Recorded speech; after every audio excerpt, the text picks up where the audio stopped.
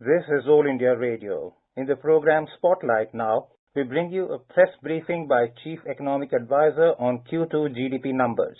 The Q2 numbers are encouraging. What is important to keep in mind is that the economic performance right now is primarily related to the pandemic. This chart shows, how we were performing before the pandemic hit. So here the PMI for manufacturing and services, merchandise exports, IIP, railway freight, 8 core sectors, cement production, electricity production, all this has been shown for the last for the months starting from August 2019 onwards. What is very important to keep in mind here to take a look at is that each one of these indicators had been increasing and had been secularly doing well till February. The COVID pandemic hit India in the month of March. If we look at the Google mobility indicators, the Google mobility indicator was down by about 20%. That's not being shown, but those can be checked in the Google mobility data. Basically illustrates that the pandemic hit in the month of March. The Google mobility indicators were down by about 20% compared to the Jan-Feb levels, and that is reflected in these high-frequency indicators starting to decline in the month of March itself. The main takeaway from this is that Indian economy had indeed picked up momentum by February 2020, only to be halted by the COVID-19 outbreak.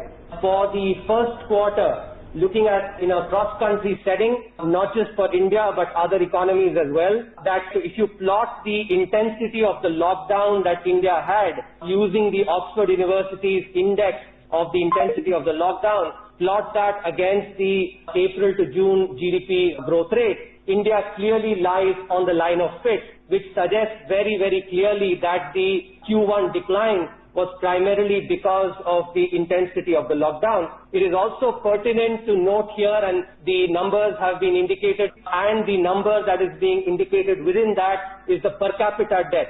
What is very clear is that India, the number of deaths is an order of magnitude lower than that of other countries at 9.7 per lakh compared to between 75 to 95 for the other countries. So two key takeaways here. One, that the lockdown actually is reflected in the lower deaths per capita, and the GDP decline in Q1 was primarily because of the intensity of the lockdown. Now, given that, therefore, the first thing to look at is how is the spread of the pandemic. Not only the number of cases, which is being shown in that brown line, the number of tests split by the RT-PCR and the antigen test, because the RT-PCR is considered to be having less error. So what you can notice here very clearly is that neither the RT-PCR test nor the antigen test have actually decreased significantly compared to the month of September. Both these testing has actually remained the same, and yet, despite the testing, remaining the same, the number of cases has declined, which I think is indicative that the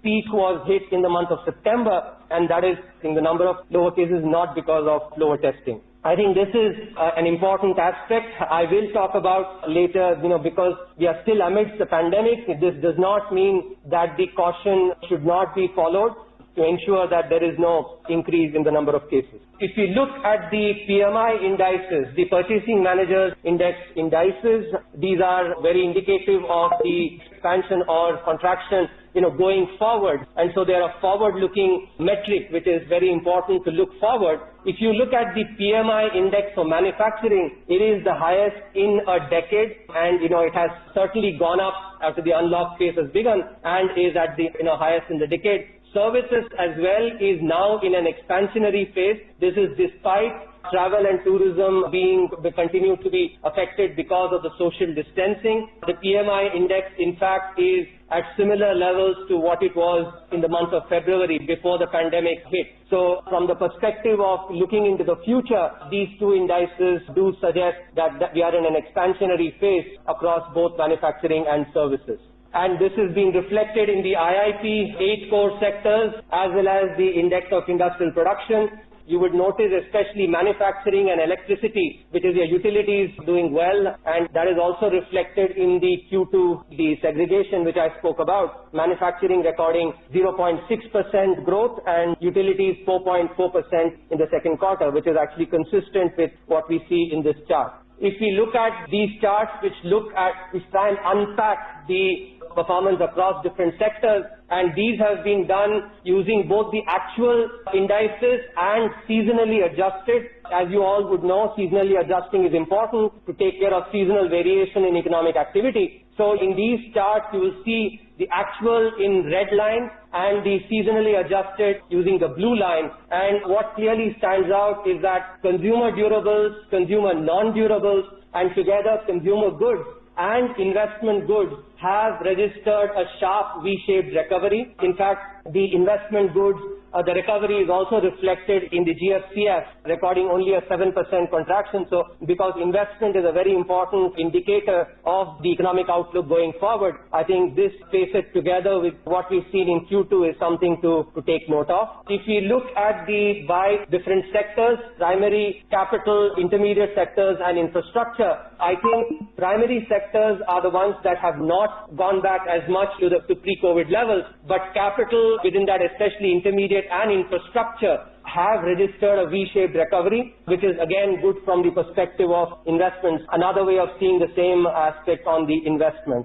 If you look at with manufacturing and electricity, same thing, which is a very sharp recovery here for both manufacturing and electricity, but mining has not recovered as well, and that is indeed reflected in the Q2 numbers that have just come in as well. Mining is something that has actually not recovered as well, while manufacturing and electricity have. If you look at the corporate sector performance, which is also another important indicator, which is also reflected, which is operating profit. The operating profit in the month of September is of the same level as 2 years back, September 18, as you can see in this particular chart. So there has been a recovery, which is the economic recovery is reflected in the corporate sector as well.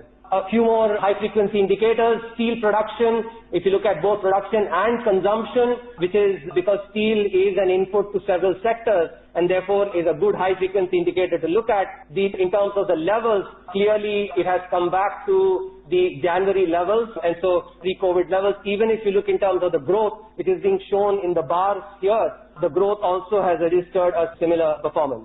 Digital economy, it has been the story of the COVID crisis in India. It has registered phenomenal growth, and that is being reflected both using the UPI payment transactions as well as the NPCR retail financial transactions, where the slope of growth has been phenomenally high.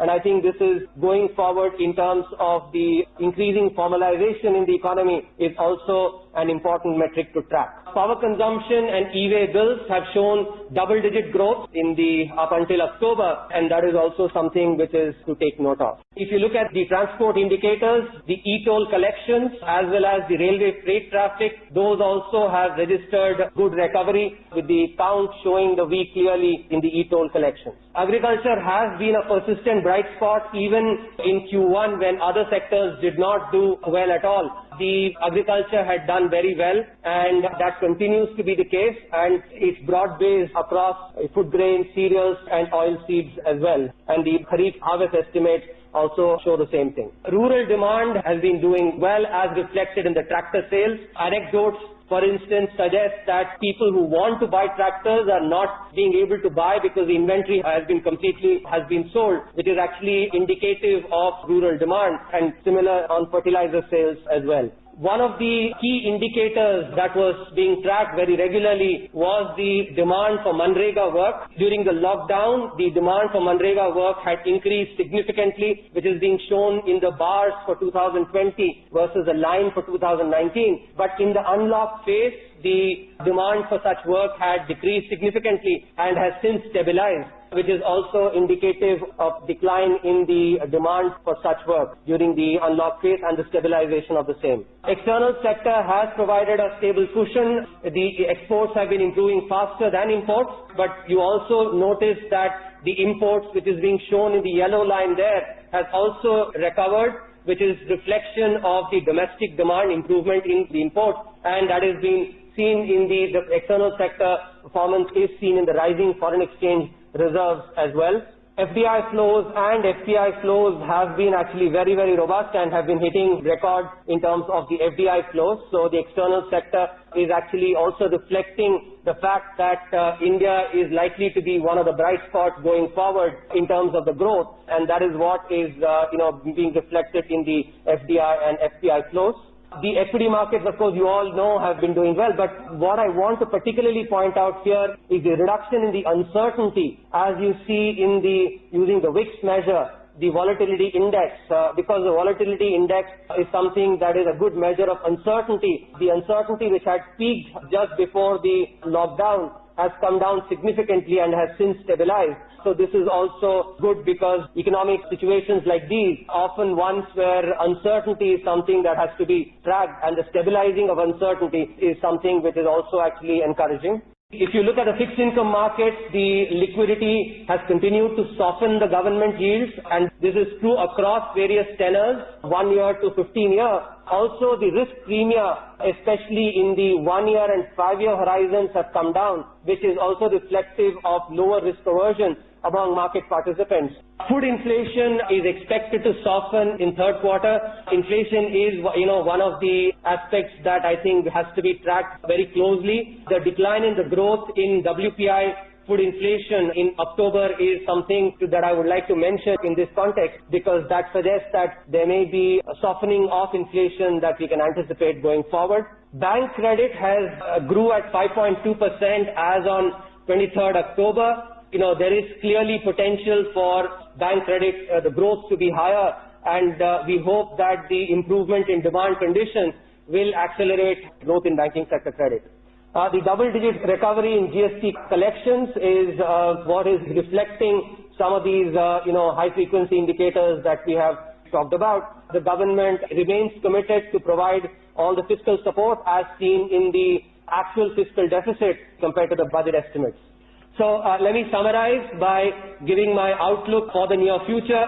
I would say we should be cautiously optimistic, and the caution is warranted because the economic impact that we are seeing is primarily due to the pandemic, provided you the evidence in this context. So the sustainability of the economic recovery, therefore, depends critically on the spread of the pandemic. While we have crossed peak of the first wave in September, winter months must warrant caution, and in this context, I must highlight that for all the viewers, that the second wave of the Spanish flu pandemic, which was the pandemic as devastating as this one, was quite intensive, and something that we therefore, each one of us should keep in mind.